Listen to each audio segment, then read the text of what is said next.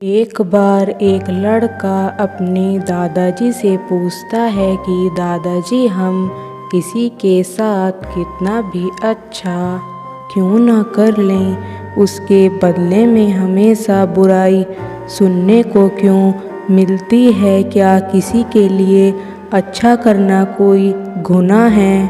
क्या इस दुनिया में अच्छाई की कोई भी कीमत नहीं है? क्यों हमेशा अच्छाई के बदले बुराई मिलती है? क्यों सबसे ज़्यादा दुख उस इंसान को मिलता है जो हमेशा सबका अच्छा चाहता है और वो इंसान हमेशा खुश रहता है जो हमेशा सबका बुरा करता है? तब उसके दादाजी बोलते हैं, बेटा, आज मैं तुझे एक अच्छाई के देवता, एक राजा की कहानी सुनाता हूँ। एक बार एक नगर में राजा रहते थे जिनका एक बहुत बड़ा और बहुत सुंदर महल था। वह उस नगर के जाने माने राजा थे। उनका उस नगर में बहुत ज़्यादा नाम था और वो बहुत दयालु थे और हमेशा अपने नगर के लोगों की मदद किया करते थे। जो कोई भी उनसे कुछ मांगता था वो उसको दे दिया करते थे। वो अपने वचन से कभी भी मुकरते नहीं थे। जो वचन दे दिया उसको पूरा करने के लिए अपनी जी जान लगा देते थे। एक दिन एक साधु भिक्षा लेने के लिए उनके द्वार पर आता है तो राजा उनको अपने हाथों से भोजन कराते हैं और उसके बाद दक्षिणा देकर विदा करते हैं।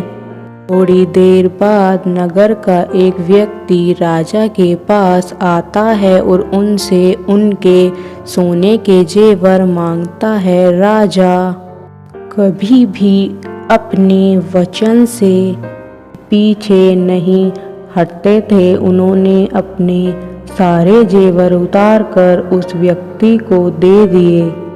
अगले दिन नगर में रहने वाला एक और व्यक्ति राजा के पास जाता है और राजा से वचन लेता है कि महाराज, जो भी मैं आपसे मांगूंगा आपको देना पड़ेगा। राजा कहते हैं, मैं वचन देता हूँ कि जो तुम मांगोगे तुम्हें अवश्य मिलेगा। वो इंसान राजा को हमेशा भला बुरा कहता था। वो इंसान राजा को आजमाने के लिए ही उनके पास गया था कि राजा सच में अच्छे हैं या सिर्फ अच्छा बनने का नाटक करते हैं। वो इंसान यह सोचकर गया था कि मैं राजा से उनका महल मांगूंगा क्योंकि अपना महल कोई किसी को भी नहीं दे सकता। और वह व्यक्ति राजा से महल मांगता है। राजा अपने वचन से कभी भी मुकरते नहीं थे। तब राजा ने उस इंसान से पूछा कि तुम्हें महल चाहिए? तब वह इंसान बोलता है कि मुझे आपका महल चाहिए। और राजा मुकर भी नहीं सकते थे क्योंकि उन्होंने उसे वचन दिया था। तब राजा उस व्यक्ति से बोलते हैं कि ठीक है, मैं अपना महल तुम्हें दे दूंगा। तब राजा अपनी रानी से ये सारी बात बताते हैं और सभी मंत्रियों को भी ये बात पता चलती है। तब मंत्री बोलते हैं कि महाराज, आप हमारे साथ चलिए। तब राजा मना कर देते हैं और वह बहुत सादे से कपड़ों में ही अपने महल से चले जाते हैं जिससे कोई भी उन्हें ना पहचान पाए। वो राजा रानी इधर उधर भटकते रहते हैं और उनके पास खाने के लिए भी कुछ नहीं था। कभी जंगल के कुछ पत्ते तोड़कर खा लेते थे या कभी पेड़ से कुछ फल तोड़कर खा लेते थे। एक बार नगर का एक व्यक्ति वहां से गुजर रहा था। वो राजा को जंगल में देख लेता है और सोचता है कि ये राजा नहीं हो सकते इतने सीधे साधे कपड़ों में, राजा तो अपने महल में होंगे। और वह व्यक्ति वहां से चला जाता है। अगले दिन फिर से वह राजा को देखता है और फिर से यही सोचता है कि ये राजा नहीं हो सकते। और बराबर में खड़ा हुआ इंसान उससे बोलता है कि चलो वहीं चलकर देखते हैं। तब वह राजा को ऐसी हालत में देखकर चौंक जाते हैं और बोलते हैं, राजा आप ऐसी हालत में क्यों हैं? तब राजा उनको सारी बातें बताते हैं। तब वह लोग राजा को अपने साथ अपने घर ले जाने के लिए बोलते हैं तो राजा मना कर देते हैं, लेकिन वह व्यक्ति नहीं सुनते और उनको अपने साथ अपने घर ले जाते हैं। और धीरे धीरे ये बात सारे नगर में फैल जाती है। अब कुछ लोग राजा को अच्छा अच्छा बोलते हैं कि उन्होंने अपना महल भी दे दिया और कुछ लोग उन्हें बुरा बुरा बोलते हैं कि इसमें राजा का कुछ फ़ायदा होगा, वरना अपना महल कौन किसको देता है। तब जो व्यक्ति राजा को अपने साथ लेकर आया था वह राजा की बहुत ज़्यादा सेवा करता है, क्योंकि जब उस इंसान का बुरा वक्त आया था तब राजा ने उसकी मदद की थी। और जिस इंसान ने राजा से उनका महल लिया था वो इंसान उस महल की ठीक से देख रेख नहीं कर पा रहा था। वो इंसान वहाँ पर मंत्रियों की बेइज्जती करता था, हमेशा सबको उल्टा बोलता था। तब सब लोग बोलते हैं कि हमारे राजा ही तुमसे अच्छे थे, हम सब ये महल छोड़कर जा रहे हैं। तब वह इंसान पूरी तरह से अकेला पड़ जाता है और महल में उसका मन भी नहीं लगता और उसको अपने नगर के घर की याद आती है। और वह एक दिन अपने नगर में जाता है।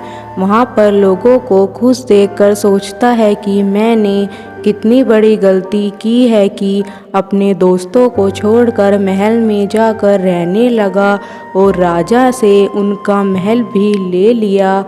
उसको अपनी गलती का एहसास होता है और वो राजा से माफ़ी मांगता है और उनको उनका महल लौटा देता है और राजा से बोलता है कि आपसे अच्छा राजा हमारे नगर में कोई भी नहीं हो सकता। मैंने हमेशा आपकी बुराई की है, मुझे माफ़ कर दीजिए। आपसे अच्छा इंसान इस दुनिया में कोई भी नहीं है। मैंने आपको गलत समझा कि आप अपने फ़ायदे के लिए ही दूसरों की मदद करते हैं, लेकिन आप सबके बारे में अच्छा सोचते हैं और उनको दुखी नहीं देखना चाहते, इसलिए आप सबकी मदद करते हैं। और उस नगर में फिर से सब कुछ अच्छा हो जाता है। उसके बाद दादाजी ने कहा, बेटा कुछ समझ आया? वो लड़का बोलता है, हाँ दादाजी, अगर हम किसी के साथ अच्छा करते हैं तो बदले में हमारे साथ भी अच्छा होता है और लोग हमारी बुराई तब तक करते हैं जब तक वो हमें समझते नहीं हैं। जब वो एक बार हमें समझ जाते हैं तो फिर हमारे बारे में बुरा ना बोलकर हमेशा अच्छा बोलते हैं। और जितना ज़्यादा लोग हमारी बुराई करते हैं, अगर इतने ही अच्छे काम हमने उन लोगों के लिए किए तो इस दुनिया में बुराई नाम का शब्द ही ख़त्म हो जाएगा। तब उस लड़के को सारी बातें समझ आ जाती हैं और वो लड़का निश्चय करता है कि मैं कभी भी अच्छाई नहीं छोड़ूंगा, चाहे लोग कुछ भी बोलें। इसलिए हमें भी एक बात हमेशा याद रखनी चाहिए कि लोग हमारे बारे में कितनी भी बुराई करें, लेकिन हमें अच्छाई का रास्ता नहीं छोड़ना चाहिए और ना ही किसी को छोड़ने देना चाहिए। और जितना ज़्यादा हो सके सबके लिए अच्छे काम करने चाहिए और कभी भी बुराई से नहीं डरना चाहिए, क्योंकि बुराई वो लोग ही करते हैं जो आपके जितना अपनी लाइफ में अचीव नहीं कर पाते।